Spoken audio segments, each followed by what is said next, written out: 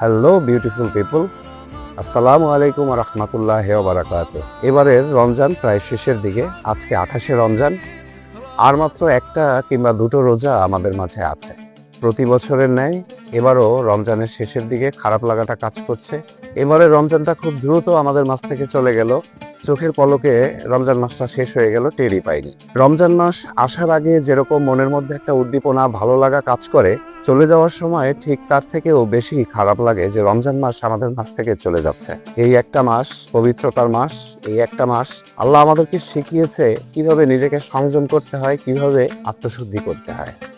বন্ধুরা, ঈদ সন্নিকটে, অনেকেই দূর দূরান্ত থেকে নিজের শেকড়ের টানে আসছেন ঈদ করার জন্য, গ্রামের বাড়িতে বা নিজের শহরে পরিবার প্রিয়জনের সাথে ঈদ করার জন্য অনেকেই ছুটে যাচ্ছেন। কেউ বা যাচ্ছেন শহরে, কেউ আসছেন গ্রামে।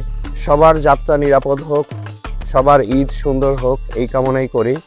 যাত্রাপথে সবাই সাবধানে আসবেন। আপনার গন্তব্য, আপনার বাড়ি ফেরাটা যেন সবার কাছে আনন্দের হয়। এবারের ঈদ সবার ভালো কাটুক, সুন্দর কাটুক, আনন্দে কাটুক। সবাই নিরাপদে তার গন্তব্যে পৌঁছে যান, এই দোয়া করছি। আমি আব্দুল্লাহ আল মামুন এবং আমার পরিবারের পক্ষ থেকে আপনাদের সবাইকে জানাচ্ছি ঈদ মোবারক। সবাইকে ঈদের অগ্রিম শুভেচ্ছা। সবাই ভালো থাকবেন, সুস্থ থাকবেন। আল্লাহ হাফেজ।